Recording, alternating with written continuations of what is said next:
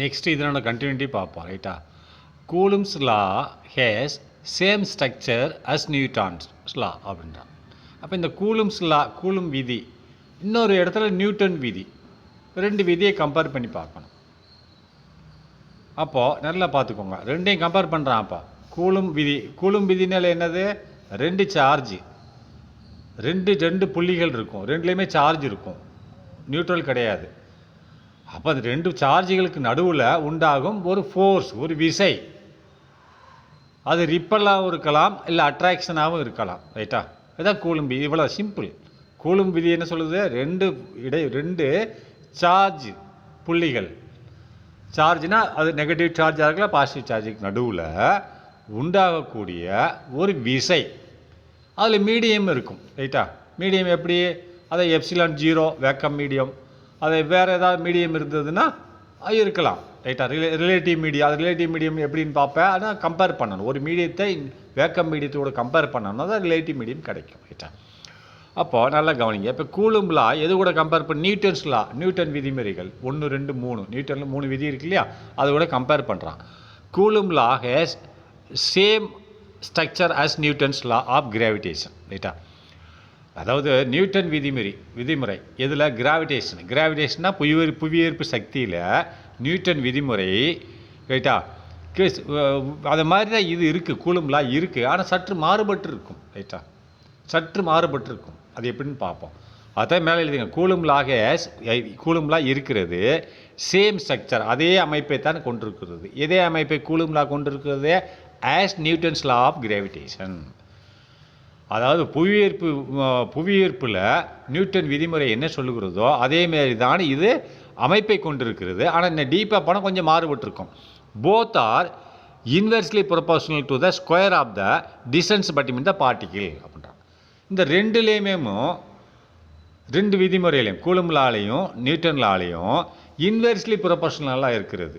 எது, to the square of the distance between the particle, ரெண்டு particle நடுவில் உள்ள தூரத்தின் ஸ்கொயர்னா பெருக்கலுக்கு இன்வெர்ஸ்லியாக இருக்கிறது. ஏற்கனவே நம்ம கூலும் லா பார்த்தோம் இல்லையா, என்ன பார்த்தோம், F = K Q1 Q2 divided by R ஸ்கொயர்னு பார்த்தோம். அப்போ எஃப் எதுக்கு, ஆர் ஸ்கொயருக்கு என்ன வந்தது, ஆர்னு என்னது, ரெண்டு பார்ட்டிகிள் நடுவில் உள்ள டிஸ்டன்ஸோட ஸ்கொயருக்கு இன்வெர்ஸ்லி ப்ரொபோர்ஷனல். அது கீழே தானே இருக்குது, கீழே இருக்கிறது இன்வெர்ஸ்லி ப்ரொபோர்ஷனல், மேலே உள்ளது டைரக்ட்லி ப்ரொபோர்ஷனல் ரைட்டா. அப்போ இதுவும் அப்படி தான் இருக்குது. இப்போ நம்ம பூமியில் உதாரணத்துக்கு கிராவிடேஷனல் ஃபோர்ஸும் அப்படி தான் இருக்குது. பூமிக்கு பக்கத்தில் வர அதிகமாக இருக்கும், பூமிக்கு மேலே போக போக கம்மியாக இருக்கும் கிராவிடேஷனல் ஃபோர்ஸ். ஒரு பொருள் பூமியிலேருந்து 1 கிலோமீட்டர் தூரத்தில் இருக்குது அப்படின்னா, அந்த 1 கிலோமீட்டர் தூரத்தில் உள்ள பொருள் மேலே கிராவிடேஷனல் ஃபோர்ஸ் எவ்வளோ இருக்கும், கம்மியாக இருக்கும். அதே பொருள் பூமியிலேருந்து 1/2 கிலோமீட்டர் தூரத்தில் இருக்குது, அது மேலே பூமியோட கிராவிடேஷனல் ஃபோர்ஸ் எவ்வளோ இருக்கும், அதிகமாக இருக்கும். அதே மாதிரி தான் தூரம் கம்மியாக கிராவிடேஷனல் ஃபோர்ஸ் அதிகமாகும். அதுதான் இன்வெர்ஸ்லி ப்ரொபோர்ஷனல் போடுறான். இன்வெர்ஸ்லி ப்ரொபோர்ஷனல் என்னது, இது அதாவது கிராவிடேஷனல் ஃபோர்ஸ் அதிகமாச்சுன்னா தூரம் கம்மியாகும், கிராவிடேஷனல் ஃபோர்ஸ் கம்மியாச்சுன்னா தூரம் அதிகமாகும். அதே மாதிரி தான் கூலும் லாவும், டிஸ்டன்ஸ் பிட்வீன் 2 பார்ட்டிகிள் அதிகமாச்சுன்னு சொன்னால் ஃபோர்ஸ் கம்மியாகும், டிஸ்டன்ஸ் பிட்வீன் 2 பார்ட்டிகிள் கம்மியாச்சுன்னா ஃபோர்ஸ் அதிகமாகும். அதான் சொல்லியிருக்கான் பாருங்களேன். Both are inversely proportional. Both எதை குறிக்குது, இந்த கூலும் லாவையும் நியூட்டன் லாவையும் குறிக்கிறது. போத் இந்த இரண்டும் ஆர் இருக்கின்றன, இன்வெர்ஸ்லி ப்ரொபோர்ஷனல் அப்படின்னா நேர்மாறாக இருக்கின்றன. யாருக்கு, to the square of the distance, ஸ்கொயர்னா அதாவது அது மல்டிப்ளை, அது ஸ்கொயர் ஆஃப் த டிஸ்டன்ஸ் தூரம் பிட்வீன் த 2 பார்ட்டிகிள், 2 பார்ட்டிகளுக்கு நடுவில் உள்ள தூரத்தின் ஸ்கொயருக்கு இன்வெர்ஸ்லி ப்ரொபோர்ஷனலாக இருக்கிறது. The electrostatic force is directly proportional to the product of the magnitude of the 2 point charges. ஏற்கனவே படிச்சிருக்கோம். Q1 Q2க்கு டைரக்ட்லி ப்ரொபோர்ஷனல் தானே கூலும் லாவில், அதை தான் சொல்கிறான் பாருங்கள். த எலக்ட்ரோஸ்டாட்டிக் ஃபோர்ஸ் அப்படின்றான். அந்த எலக்ட்ரோஸ்டாட்டிக் ஃபோர்ஸ் என்னது, எலக்ட்ரோனா நிலைமின் விசை ரைட்டா, நிலைமின் விசை. எலக்ட்ரோஸ்டாட்டிக் ஃபோர்ஸ்னு என்னது, நிலையான ஒரு ஃபோர்ஸ், அங்கே ஒரு சார்ஜ் இருக்குதுன்னு அர்த்தம். நிலையான சார்ஜ் கொண்ட ஒரு ஃபோர்ஸு எப்படி இருக்கும், Q1 Q2க்கு எதிராக நேர்மறையாக இருக்கும். அது Q1 Q2 கூடிச்சுன்னு சொன்னால் மேக்னிடியூட், அதாவது Q1 சார்ஜோட மேக்னிடியூட், Q2 சார்ஜோட மேக்னிடியூட் ரெண்டுக்கு பெருக்கல் Q1 மற்றும் Q2. Q1 இன்ட்டு Q2 தானே, அதாவது product of the Q1 magnitude of the product of the Q1 and Q2 is directly proportional to the force. எது? Electrostatic force. அதை தான் இங்கே சொல்கிறான்.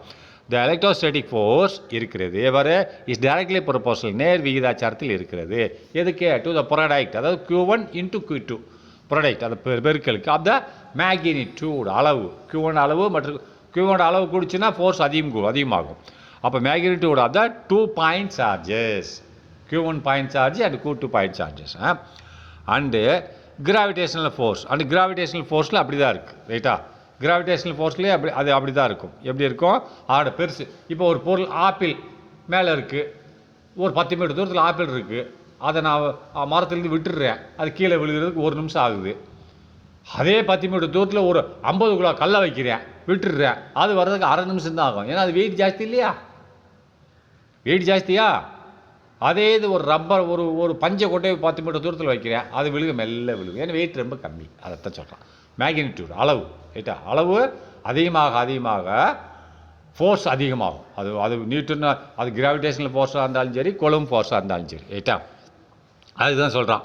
அதாவது point between charges and gravitational force is directly and மேலும் gravitational force is directly proportional to the product of the 2 masses. அதான் சொல்லிட்டாங்க இல்லையா? ப்ராடக்ட் ஆஃப் 2 மாசஸ், 2 மாசஸோட எடை அதிகமாக இருந்ததுன்னா கிராவிடேஷனல் ஃபோர்ஸ் அதிகமாக இருக்கும். ரைட்டா? அப்போது பட் ஆனால் அங்கே வந்து என்னது? மேக்னிடியூட் அளவு, இங்கே எடை. ரைட்டா? பட் ஆனால் there are some important differences between these 2 laws. ஆனால் சில முக்கியமான வேறுபாடுகள் இருக்கிறது. எதை? பட்வீன் இந்த ரெண்டுக்கு நடுவில், பட்வீன் தீஸ் 2 லாஸ், இந்த 2 விதிமுறைகளுக்கு நடுவில் சில முக்கியமான வேறுபாடுகள் இருக்குது. 2 விதிமுறை யார்? கூலும் லா அண்ட் நியூட்டன் லாக்கு. இது ரெண்டில் இதுதான் ஓகே. இன்னும் சில வேறுபாடுகள் இருக்குது. அது என்னன்னு பார்ப்போம்.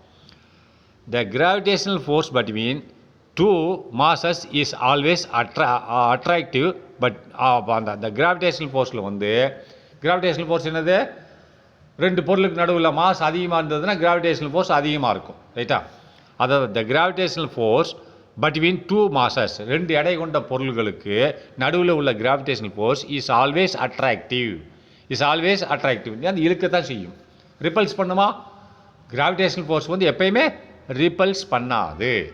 பூமி ரிப்பல்ஸ் பண்ணுமா? பூமி ஒரு பொருள். ரைட்டா? மேலே ஒரு ஆப்பிள் ஒரு பொருள். அப்போ ஆப்பிள் கீழே விழுகும்போது ரிப்பல்ஸ் பண்ணுமா? பண்ணாது. இது ஒரு மாசு, பூமி ஒரு மாசு, ஆப்பிள் ஒரு மாசு காற்றுல உள்ளது. அப்போ 2 மாதம் இழுக்கத்தான் செய்யும். நல்லா பார்த்தா கிராவிடேஷனல் ஃபோர்ஸ் ஆனது பிட்வீன் 2 masses, 2 மாசுகளுக்கு நடுவில். அப்படின்னா ஆப்பிள் ஒரு மாசு, இல்லை ஒரு விமானம் மேலே பறந்து ரிப்பேர் ஆகிடுச்சு, கீழே விழுத்தான் செய்யும், அது ஒரு மாசு, அது ஒரு எடை. பூமி ஒரு எடை. பூமிக்கு கிராவிடேஷனல் ஃபோர்ஸ் இருக்குது, அதனால் இழுக்கத்தான் செய்யும், ரிப்பல் பண்ணாது. ரைட்டா? Is always attractive. பட் ஆனால் கூலுமில் வந்து சேம் சார்ஜ் ரிப்பல் பண்ணும். டிஃபரெண்ட் சார்ஜஸ், 2 ஆப்ஜெக்ட் இருக்குது, ரெண்டுமே நெகட்டிவ் சார்ஜாக இருந்தால் ரிப்பல் பண்ணும், ரெண்டுமே பாசிட்டிவ் சார்ஜாக இருந்தால் ரிப்பல் பண்ணும். ஒன்று பாசிட்டிவ் ஒன்று நெகட்டிவ்னு அட்ராக்ட் பண்ணும். அப்போ இதில் கூலுமில் வித்தியாசமாக இருக்குது. புரிஞ்சுதா? அதில் அப்படி இல்லை, ஒன்று அட்ராக்ஷன் தான் பண்ணும். ரைட்டா? பட் ஆனால் கூலும் ஃபோர்ஸில் வந்து பிட்வீன் 2 சார்ஜஸ், 2 சார்ஜர்களுக்கு நடுவில் கூலும் ஃபோர்ஸ் ஆனது கேன் பி அட்ராக்டிவாகவும் இருக்கும், இழுக்கவும் செய்யும், அல்லது ரிப்பல்ஸும் பண்ணும், விளக்கவும் செய்யும். அப்போ டிபெண்டிங் எதை சார்ந்திருக்குது? Depending on the nature of the charges. அதில் என்ன சார்ஜ் இருக்கிறதோ அதை சார்ந்து அட்ராக்ட் பண்ணும், இல்லை ரிப்பல் பண்ணும். பாசிட்டிவாக இருந்தால் ரிப்பல் பண்ணும், நெகட்டிவாக இருந்தால் ரிப்பல் பண்ணும், நெகட்டிவாக இருந்தால் அட்ராக்ட் பண்ணும். ரைட்டா? சரி, next the value of the gravitational constant. அப்போ கிராவிடேஷனல் கான்ஸ்டன்ட்டுக்கு இருக்குல்ல, இப்போ நம்ம கூலும் கான்ஸ்டன்ட் தான் பார்த்தோம், கே அந்த மதிப்பு. இப்போ கிராவிடேஷனல் கான்ஸ்டன்ட்டுக்கு என்னது வேல்யூ இருக்குன்னா, the value of the gravitational constant G is equal to 6.67 × 10⁻11 newton. அல்லது newton metre square kilogram square. இதில் கிலோகிராம் மைனஸ் போடுறான், பெர் கிலோகிராம் ஸ்கொயர்னு போடணும். அதுக்கு பெர் கிலோகிராம் ஸ்கொயர் மேலே போச்சுன்னா கிலோகிராம் -2. இது பார்த்துக்கோங்க, அளவீடு. இது மனப்பாடம் பண்ணிக்கணும். The value of the constant K in Coulomb. கூலுமில் நம்ம என்ன படித்தோம் பாருங்கள். த வேல்யூ ஆஃப் கே கேட்பாங்க 1 மார்க் கொஸ்டினில். கூலும் லா இஸ் என்னது? கே சிக்கல் 9.9 × 10⁹ நியூட்டன் மீட்டர் ஸ்கொயர் கூலும் -2. ரைட்டா? இதை நல்லா ஞாபகம் வச்சுக்கணும். Since K is much more then, K அதிகம் நான் சொல்லியிருந்தேன் இல்லையா, K is much more greater தென். பாருங்கள் அளவு பாருங்கள், இது 9 × 10⁹. அது என்ன 6.67 × 10⁻11. ரைட்டா? -11 கம்மி, இது ப்ளஸ்ஸு. ரைட்டா? அப்போ இதில் கூலுமோட கான்ஸ்டன்ட்டு அதிகம். சின்ஸ் ஆகவே K is much more greater than ஜியை விட கே வந்து அதிகம் அப்படிங்கிறான். அப்போ the electrostatic force is always greater in magnitude. அப்போ எலக்ட்ரோஸ்டேட்டிக் ஃபோர்ஸ் வந்து அந்த 2 புள்ளிகளுக்கு நடுவில் உள்ள எலக்ட்ரோஸ்டேட்டிக் ஃபோர்ஸ் வந்து கிராவிடேஷனல் ஃபோர்ஸோட அதிகமாக தான் இருக்கும். ரைட்டா? அப்போ the electrostatic force always greater அதிகமாக இருக்கும். இதில் அளவில் இன் மேக்னிடியூட் தேன் எதை விட? கிராவிடேஷனல் ஃபோர்ஸோட அதிகமாக இருக்கும். Then gravitational force for smaller size object. ஒரு சின்ன ஆப்ஜெக்ட் இதுலேயும் வச்சுக்கோ, கிராவிடேஷனல் ஃபோர்ஸ் வச்சுக்கோ. ஒரு 10 கிலோ உள்ள 2 பொருள் கூலும்லால் வச்சுக்கிடுவோம். அங்கே வந்து என்னது? ஃபோர்ஸ் வந்து அதிகமாக இருக்கும். அதே 10 கிலோ உள்ள பொருள் 2 இந்த பூமியில் வச்சுக்கிடுவோம், அது இழுக்கிற சக்தி வந்து கம்மியாக இருக்கும். அதுதான் சொல்கிறான். For the smaller size object, சின்ன ஆப்ஜெக்ட்டுக்கும் அதுதான் இருக்குன்றான். The gravitational force between 2 masses is independent of the medium. அப்போ கிராவிடேஷனல் ஃபோர்ஸ் வந்து நல்லா பார்த்துக்க, கிராவிடேஷனல் ஃபோர்ஸ் புவியீர்ப்பு சக்தி, புவியீர்ப்பு விசையானது பிட்வீன் 2 masses, 2 எடைகளுக்கு நடுவில் is independent of the medium. Is independent தன்னிச்சையாக இருக்கும். ஆஃப் த மீடியம், மீடியத்தை பற்றி இதுக்கு கவலை கிடையாது. அது தண்ணி, இப்போ தண்ணி இருக்கப்பா கிணத்துல ஒரு கல்லை போடுறேன், அது கீழே போகிறதா இல்லையா? போகுது. அது கிணறு ஒரு மீடியம் தான், கீழே போகத்தான் செய்யுது. இப்போ காற்று மேலேருந்து ஒரு பொருளை போடுற கீழே வரத்தான் செய்யுது. கிராவிடேஷனல் ஃபோர்ஸுக்கு மீடியம் அவசியம் கிடையாது. எந்த மீடியமாக இருந்தாலும் கிராவிடேஷனல் ஃபோர்ஸ் செல்லும், அது இழுக்கத்தான் செய்யும், ரிப்பல்ஸ் பண்ணாது. ரைட்டா? அதான் சொல்கிறான். இண்டிபெண்ட் தன்னிச்சையாக இயங்கும், அதுக்கு மீடியத்தை பற்றி அவசியம் இல்லை. Is independent of the medium. மீடியத்துக்கு சம்மந்தம் இல்லை. இண்டிபெண்ட்னா தன்னிச்சையாக இயங்கும், மீடியம் தேவையில்லை அப்படின்றான். அது பொருளை தான். The gravitational force between 2 masses, 2 எடைகளுக்கு நடுவில் உள்ள கிராவிடேஷனல் ஃபோர்ஸ் இஸ் இண்டிபெண்ட். இண்டிபெண்ட்னா தன்னிச்சையாக இருக்கும். Independent of the medium, medium தேவையில்லை. அதுக்கு எந்த மீடியமாக இருந்தாலும் அது இழுக்கத்தான் செய்யும். அப்போ ஃபார் எக்ஸாம்பிள், உதாரணமாக, இஃப் 1 kilogram ஆஃப் 2 masses, ஒரு 2 எடைகள், 1 kilogram கொண்ட 2 எடைகள் are kept in air or inside water. ஒரு 2 கிலோகிராம், அதாவது ஒவ்வொரு கிலோகிராம் கொண்ட 2 எடைகள் வைக்கப்படுகிறது இங்கே காற்றுல அல்லது தண்ணிக்குள்ளே. த gravitational force between 2 masses remains the same. அப்போ கிராவிடேஷனல் ஃபோர்ஸ் அந்த 2 எடைகளுக்கு நடுவில் கிராவிடேஷனல் ஃபோர்ஸ் என்னவாக இருக்கும்? ஒரே மாதிரியாக தான் இருக்கும். இப்போ காற்றுல நான் 2 பொருளை வச்சிடுறேன், ஒரே எடை, அது 2மே கிராவிடேஷனல் சேமாக தான் இருக்கும், ரிப்பல்ஸ் பண்ணாது. ரைட்டா? அது தண்ணியில் வச்சாலும் அதே தான் இருக்கும். ரைட்டா?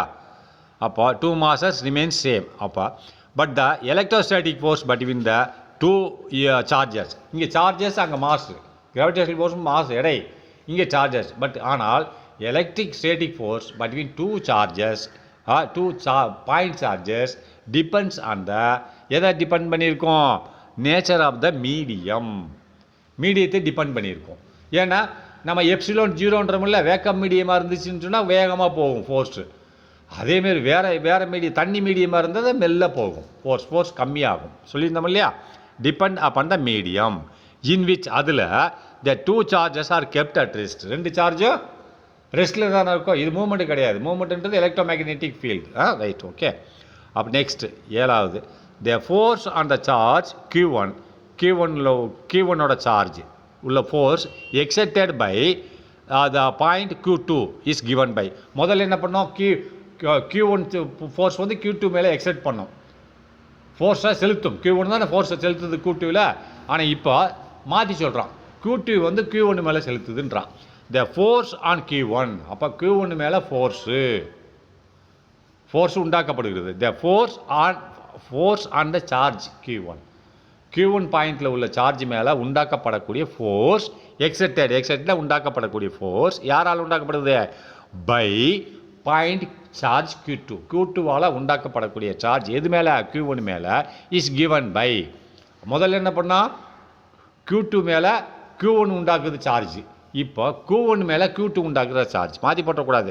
அப்போ அதே இது இங்கே பாருங்கள் F டைரக்ஷன் மட்டும் போட்டு 1 2 F12 ரைட்டா. முதல்ல என்ன பண்ணால் 2 1 போட்டிருந்தோம் ரைட்டா. 2 1னா 1லேருந்து 2க்கு போகுது சார்ஜ் ஃபோர்ஸு.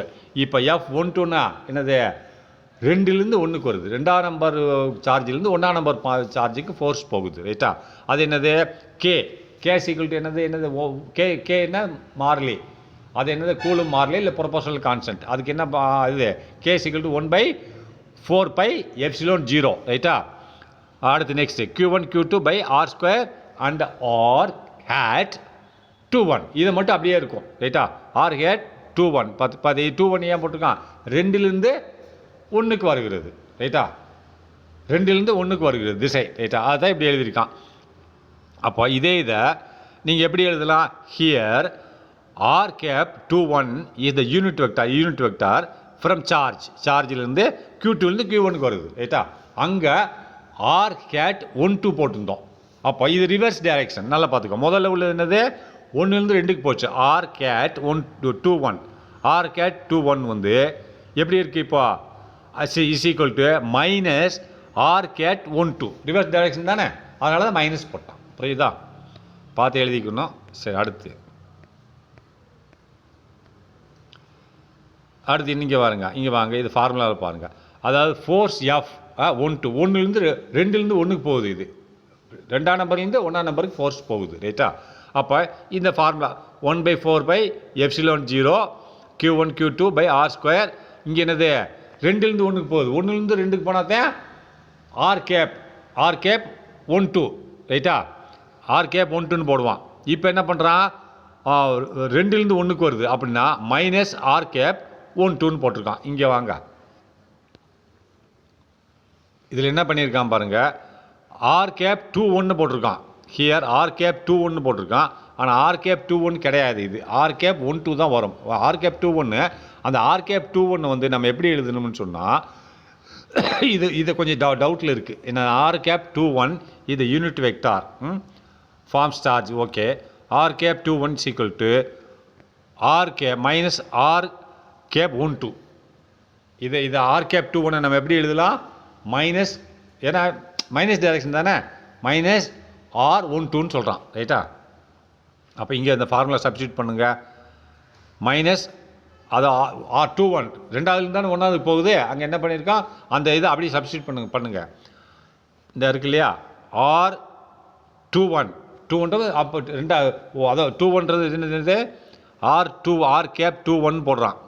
R cap 21னா 2ஆவதுலேருந்து 1ஆவதுக்கு போகுது ஃபோர்ஸ். அதை திசை ஃபோர்ஸ் போகுது ரைட்டா. அப்போ அதேமாரி இதை ரிவர்ஸ் டைரக்ஷனில் வரும்போது மைனஸ் R cap 12 1லேருந்து 2க்கு போகுதுன்னு வச்சோம். அப்படியே ரிவர்ஸ் டைரக்ஷன் போடணும். அப்போ இந்த 2 1க்கு பதிலாக அந்த 12 போட்டேன்னா 12 போட்டு எழுதியிருக்கேன். அந்த 12 மைனஸ் R12 போட்டால் என்ன ஆகும் மைனஸ் அந்த மைனஸ் சைன் முன்னாடி வந்துடும் ரைட்டா. முன்னாடி வந்து போட்டாச்சுன்னா சரியாக போச்சு. இந்த ஈக்குவேஷன் முடிஞ்சதா. அடுத்து அல்லது இப்படி எழுதிக்கலாம். எப்படியே ஃபோர்ஸ் 1 2 அப்படின்னா 2ஆம் நம்பர்லேருந்து 1ஆம் நம்பருக்கு ஃபோர்ஸ் போகுது சீக்வல் டு மைனஸ்னு போட்டு ஃபோர்ஸ் போட்டு 2 1 ரைட்டா. இதை மாற்றி போட்டணும். அப்போ 1லேருந்து 2க்கு போகுது. அப்போ ரிவர்ஸ் டைரக்ஷன் ரைட்டா. இதை பார்த்து போட்டுக்கோங்க. தேர்ஃபோர் ஆகவே electrostatic force obeys electrostatic force கட்டுப்படுகிறது நியூட்டன்ஸ் தேர்ட் லா. நியூட்டனோட 3ஆவது விதிக்கு கட்டுப்படுகிறது. இங்கே பாருங்கள் நியூட்டனில் 3ஆவது விதி என்ன சொல்லுது every action there is equal and opposite reaction.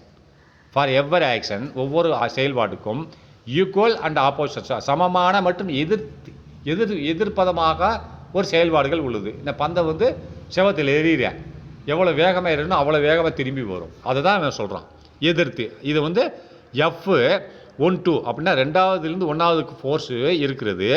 அதே இது இந்த 1ஆவதுலேருந்து 2ஆவதுக்கு அங்கே திரும்பி வருதா. நான் இங்கே கையிலேருந்து எறிகிறேன் செவத்து மேலே. அப்போ கையிலேருந்து எறிகிறேன் அங்கே செவத்துலேருந்து இப்போ திரும்பி எரியுது இல்லையா. செவர் எரியுதா இல்லையா அதை என் கைக்கு வருது. அப்போ திரும்பி வருதா. அதனால சொல்கிறேன் F12 அப்போ 2லேருந்து 1க்கு போகுது. ஆனால் மைனஸ் டைரக்ஷன் மாறுதா. நான் கையிலேருந்து போடும்போது இந்த டைரக்ஷன் செவத்தை நோக்கிட்டு போகிற டைரக்ஷன். அப்போ செவத்துலேருந்து வர போது டைரக்ஷன் மாறுது. அதான் மைனஸ் போட்டு செவத்தில் மாறி வருது. அதனால் F21 இங்கே F12 அங்கே F21 டைரக்ஷன் மாறிடுச்சு. ரைட்டா?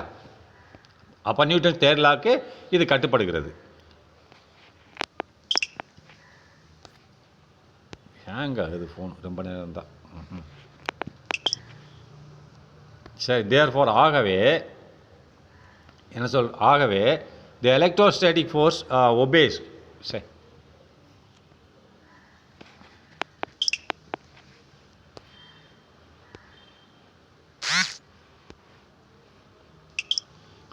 therefore the electrostatic force obeys the Newton's third law. ஆகவே இந்த எலக்ட்ரோஸ்டாட்டிக் ஃபோர்ஸ் வந்து நியூட்டனோட மூன்றாவது விதிக்கு கட்டுப்படுகிறது. ரைட்டா? நெக்ஸ்ட் 8வது point, the expression of Coulomb's force. அப்போ எக்ஸ்பிரஷனா அதாவது விளக்கம். ரைட்டா? எதனோட விளக்கம்? For Coulomb force. கூலும் ஃபோர்ஸோட விளக்கமானது கோட்பாடுன்னு வச்சுக்கோ, விளக்கம்னு வச்சுக்கோ, ரெண்டு ஒன்று தான். இஸ் ட்ரூ, அது வந்து உண்மை. Only the for point charges. பாயிண்ட் சார்ஜஸ்களுக்கு இந்த கூலுமோட என்னது விளக்கமானது உண்மை என்று சொல்லப்படுகிறது. பட் ஆனால் the point charges is an ideal concept. ஆனால் ஒரு ஒரு ஒரு விஷயம் இங்கே சொல்ல வரான் பாருங்க. பட் ஆனால் the point charges is an ideal. அந்த புள்ளியில் உள்ள ஒரு சார்ஜ் வந்து ஐடியலாக இருக்கணும், ஒரு தனிப்பட்ட முறையில் இருக்கணும். ஏன்னு சொன்னது என்ன? தனிப்பட்ட ஐடியல் சார்ஜாக இருக்கணும். ஏன்னா இப்போ ரெண்டு புள்ளிக்கு நடுவில் உள்ள தூரம் வச்சுக்கோங்களேன், ரெண்டு புள்ளிக்குள்ள நடுவில் தூரத்தை விட இந்த பொருளோட ரேடியஸ் கம்மியாக இருக்கணும்.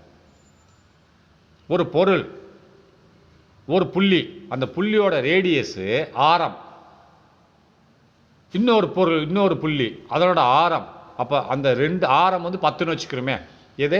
இந்த ஒரு பொருள் Qன்ற ஒரு பொருள், Q2ன்ற ஒரு பொருள், Q1 Q2. இந்த Q1ன்ற பொருள் அதோட ரேடியஸ் 10 மீட்டர் வச்சுக்கிறோம். அதேமாதிரி Q2ஓட ரேடியஸ் 10 மீட்ரு. அப்போ இந்த ரெண்டுக்கு நடுவில் தூரம் வந்து 10 மீட்டருக்கு மேலே இருக்கணும். அதுக்கு கீழே இருந்தால் இந்த கூலும்லாம் வேலை செய்யாது. இரண்டு ஆப்ஜெக்ட்டுக்கு நடுவில் உள்ள தூரமானது அந்த ஆப்ஜெக்டின் ஆரத்தை விட அதிகமாக இருக்க வேண்டும். அது உதாரணத்துக்கு சொல்கிறேன். இப்போ ஒரு பொருளோட ஆரம் 1 மீட்ரு, இன்னொரு பொருளோட ஆரம் வந்து 2 மீட்ரு. ரைட்டா? ஆனால் இந்த ரெண்டுக்கு நடுவில் உள்ள டிஸ்டன்ஸ் 2 மீட்டருக்கு மேலே இருக்கணும். ஏன்னா அதில் 2 மீட்டர் இருக்குது, இதில் 1 மீட்ரு. அப்போ கூடுதலாக 2 மீட்டர் இருக்குது. அப்போ 2 மீட்டருக்கு மேலே இருக்கணும். மேலே இருந்தால் தான் தூரம், இந்த ரெண்டுக்கு நடுப்பட்ட தூரம் 2 மீட்டருக்கு கீழே 1 மீட்டர் இருந்ததுன்னா கூலும்லாம் வேலை செய்யாது. அதான் சொல்கிறான், இட்ஸ் an ஐடியல். பட் ஆனால் த பாயிண்ட் சார்ஜ், அதில் உள்ள பாயிண்ட்டுகளோட சார்ஜ் வந்து இஸ் an ஐடியல் கன்செப்ட். இது ஒரு ஐடியல் பிரத்யேகமான ஒரு கன்செப்ட்னா கொள்கையை கொண்டுள்ளது, தீர்மானத்தை கொண்டுள்ளது. ரைட்டா? ஒரு குறிப்பை கொண்டுள்ளது. கன்செப்ட் தீர்மானம், குறிப்பு, ஒரு கருத்து, என்ன போடலாம் சேர்த்து அந்த இடத்துல. ஹவவர் இருப்பினும் we can apply, நான் இதை அப்ளை பண்ணலாம். எப்படி? Coulomb's law for 2 charged objects. இந்த இருப்பினும் இந்த நம்மளால் அப்ளை பண்ண முடியும். we can அப்ளை பண்ண முடியும். எப்படின்னு செயல்படுத்த முடியும். எதை அப்ளை என்னதை செயல்படுத்த முடியும்? கூலும்ஸ் லாவை செயல்படுத்த முடியும். எப்படின்னா ரீசன் சொல்கிறான் பாருங்கள். நான் சொன்னதை இப்போ சொல்ல போகிறேன். ஃபார் 2 சார்ஜ்டு ஆப்ஜெக்ட்ஸ், 2 சார்ஜான ஆப்ஜெக்டுகள் எப்படி இருக்கணும்? சைஸ், அதனோட சைஸ் எப்படி இருக்கணும்? Are very much smaller than the distance between them. Are very, அந்த ஆப்ஜெக்டோட சைஸ் வந்து ஆர் வெரி மச் ஸ்மாலர், மிகவும் ஆப்ஜெக்டோட சைஸ். நான் ரேடியேஷன் சொன்னேன்ல, அதான் சொல்கிறான். ஆப்ஜெக்டோட சைஸ் வந்து மிகவும் சிறியதாக இருக்க வேண்டும். எதை விட சிறியதாக இருக்கணும்? அதுக்கு 2 ஆப்ஜெக்ட் இடைப்பட்ட தூரத்தை விட சிறியதாக இருக்கணும். அதான் சொல்கிறான், are very much smaller than the distance between தம். அது இரண்டுக்கும் நடுப்பட்ட தூரத்தை விட சிறிதாக இருக்க வேண்டும் சொல்கிறான். ரைட்டா? இன்ஃபேக்ட் ஒருவேளை Coulomb's discovered his law by considering the charged sphere in the torsion balance அப்படின்ட்டா அஸ் ஏ பாயிண்ட் சார்ஜஸ். இந்த இன்ஃபேக்ட் ஒருவேளை இந்த கூலும் வந்து கண்டுபிடிச்சார். எப்படி கண்டுபிடிச்சார்னா டிஸ்கவர்னு கண்டுபிடித்தார். எதை? ஹிஸ் லா, அவரோட இந்த இந்த விதிமுறையை அவர் கண்டுபிடித்தார். எப்படின்னா பை கன்சிடரிங் அதை வைத்துக்கொண்டு, கன்சிடர் தீர்மானித்துக்கொள் அர்த்தம். ஆனால் இந்த இடத்துல அதை வைத்துக்கொண்டு, அதை தீர்மானித்து கொண்டு, எதை தீர்மானித்து கொண்டு? த சார்ஜ் ஸ்பியர்ஸ்னா உருண்டை, சார்ஜான உருண்டைகள் 2 உருண்டைகள், அதான் த சார்ஜ்டு ஸ்பியர்ஸ்னு போட்டான். ஸ்பியர்னா 1, ஸ்பியர்ஸ்னா சார்ஜ் 2 உருண்டைகள், சார்ஜ் உள்ள 2 உருண்டைகள் இந்த torsion balance as a point charger. டார்சன் பேலன்ஸ்னு ஒரு கருவி இருக்கிறது. அந்த கருவியில் இந்த 2 உருண்டைகளை பொருத்தி இது இவர் அதை கண்டுபிடித்தார், இந்த லாவை கண்டுபிடித்தார் என்று சொல்கிறார். ரைட்டா? அதான் சொல்கிறேன். எப்படின்னா, இன்ஃபேக்ட் த கூலும் டிஸ்கவர்ட், கூலும் வந்து கண்டுபிடித்தார். கிஸ்லா இவரோட இந்த விதிமுறையை கண்டுபிடித்தார். பை கன்சிடரிங் தீர்மானித்து கொண்டு எதை, த சார்ஜ் ஸ்பியர்ஸ், 2 சார்ஜ் ஸ்பியர்ஸ்னால் 2 உருண்டைகள், நில்லு இருக்கக்கூடாது, சார்ஜ் இருக்கணும். அதில் சார்ஜ்னால் ஒன்று நெகட்டிவ் சார்ஜ் இல்லை பாசிட்டிவ் சார்ஜ், 2 ஏதாவது ஒன்று இருக்கணும். சார்ஜ் ஸ்பியர்ஸை வச்சு எதில் அந்த சார்ஜ் ஸ்பியர் அட்டாச் பண்ணார், இன் டார்சன் பேலன்ஸ். டார்சன் பேலன்ஸ்னால் முறுக்கு இடைநிலை தட்டுன்னு அர்த்தம். அது என்னது, டார்சன்னா தான் முறுக்குறது, சுற்றுறது. ரைட்டா? முறுக்கு சுற்றுறது. Balance as a point chargers, அதை வந்து ஒரு பாயிண்ட் சார்ஜர்ஸாக வச்சுட்டாங்க. நான் உதாரணத்துக்கு நான் சொல்கிறேன் கேளுங்களேன். எப்படின்னா, இந்த டார்சன் பேலன்ஸ் எப்படி இருக்கும்னா, எங்கே போயிடுச்சா அது, இந்த வர்றேன். இந்த டார்சன் பேலன்ஸு இது இது மேலே கொக்கி, இதில் நான் நூலை தொங்க விட்டுருக்கேன் இப்படி. ரைட்டா? இது நடுவில் ஒரு கம்பி, இப்படி ஒரு கம்பி இப்படி தொங்குது. இந்த நூலை இது ஒரு மேலே ஒரு கொக்கியிலேருந்து நூலை தொங்க விட்டு இந்த கம்பிக்கு நடுவில் நான் கட்டிட்டேன். இது ஒரு எண்டு கம்பிக்கு, இது ஒரு எண்டு. அப்போது இந்த 2 உருண்டை சொன்னால சார்ஜ் ஆன உருண்டை, 2 சார்ஜ் ஆன உருண்டை, ஒரு உருண்டையை நான் இங்கே பொருத்திடுறேன், இன்னொரு உருண்டையை இங்கே பொருத்திடுறேன். ரைட்டா? அப்போ இது நெகட்டிவ்லி சார்ஜ்டு, இது பாசிட்டிவ்லி சார்ஜ்டு. ரைட்டா? வச்சுக்கிறோம். ஒன்று பாசிட்டிவாக, இதுவும் பாசிட்டிவாக இருக்கலாம், ரிப்பல் பண்ணும். இல்லை இது நெகட்டிவ், இது பாசிட்டிவ். நான் உதாரணத்துக்கு சொல்கிறேன். இது ஒரு சார்ஜ், இது ஒரு சார்ஜ் இருக்குது. இப்போ என்ன செய்ய, எப்படின்னா பொருத்தின உடனே இது 2 அட்ராக்ட் பண்ண பார்க்கும். இது நெகட்டிவ், இது பாசிட்டிவ். அட்ராக்ட் பண்ணப்போ நடுவில் கம்பி இருக்குது இல்லையா, அப்போ அந்த கம்பி சுற்ற ஆரம்பிச்சிடும். இப்படி இது அட்ராக்ட் பண்ண பார்க்கும்போது இந்த கம்பி இந்த நூல்லேருந்து சுற்ற ஆரம்பிக்கும். அதான் டார்சன், முறுக்கு, ஒரு முறுக்கு மாதிரி சுற்ற ஆரம்பிக்கும், விசையை உண்டாக்கும். இல்லை இது நெகட்டிவ், இதுவும் நெகட்டிவ், நோ ப்ராப்ளம், ரிப்பல்ஸ் பண்ணும். அப்போ இந்த குண்டை ரிப்ளேஸ் பண்ணும். இந்த குண்டை லெஃப்ட்டில் உள்ள குண்டு ரைட்டில் உள்ள குண்டை தள்ளிவிடும், ரைட்டில் உள்ளது லெஃப்ட்டில் விட தள்ளி போகாது. ஆனால் பொருத்தியிருக்கேன், நான் நைட்டை வச்சு செட் பண்ணியிருக்கேன். அப்போ போகுமா? ஆனால் முயற்சி செய்யும். அந்த முயற்சி செய்வதன் காரணமாக இந்த தொங்க விடப்பட்ட இந்த இரும்பானது, இந்த தண்டானது சுற்ற ஆரம்பிக்கும். அதுதான் விசை. அது எதுக்கு சுற்றுது? அதுவாக சுற்றலை. இந்த சைடில் இந்த குண்டு பொருத்திருக்கேன், இந்த குண்டில் என்ன இருக்குது, சார்ஜ்டு பார்ட்டிகள் இருக்குது. அது நெகட்டிவாக அந்த ரிப்பல்ஸ் பண்ணாலும் சுற்றும், அட்ராக்ட் பண்ணாலும் சுற்றும். அதைத்தான் சொல்கிறான் டார்சன் பேலன்ஸ். இதுதான் டார்சன் பேலன்ஸ். ரைட்டா? புரியுதா? அப்போ சரி, next the distance between the 2 charged spheres is much greater than the radii of the spheres. ஏற்கனவே சொல்லி கொடுத்துருக்கேன்ல, அந்த 2க்கு நடுவில் உள்ள டிஸ்டன்ஸ் ஆனது, நான் திரும்பி படம் போட்டு காமிச்சிடுறேன். த டிஸ்டன்ஸ் பிட்வீன், இது நூல் கொக்கி, இது நூல், இது கம்பி, இங்கே ஒரு குண்டை பொறுத்திருக்கேன், இங்கே ஒரு குண்டை பொறுத்திருக்கேன். அப்போ இது டிஸ்டன்ஸ் 6. ரைட்டா? இதுக்குள்ள தூரம் 6.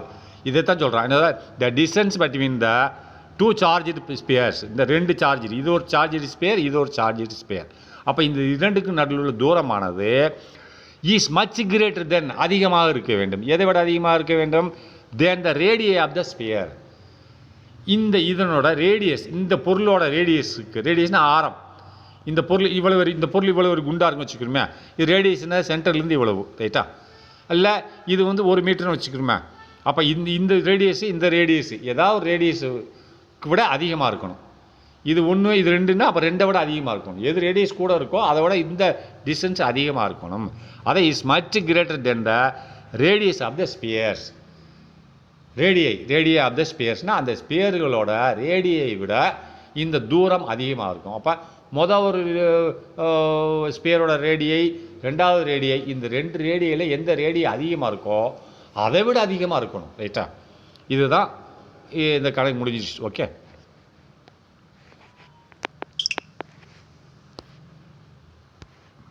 ஃபோனு கொஞ்சம் ரிப்பேர், அதனால் உங்களுக்கு என்னால் வேகமாக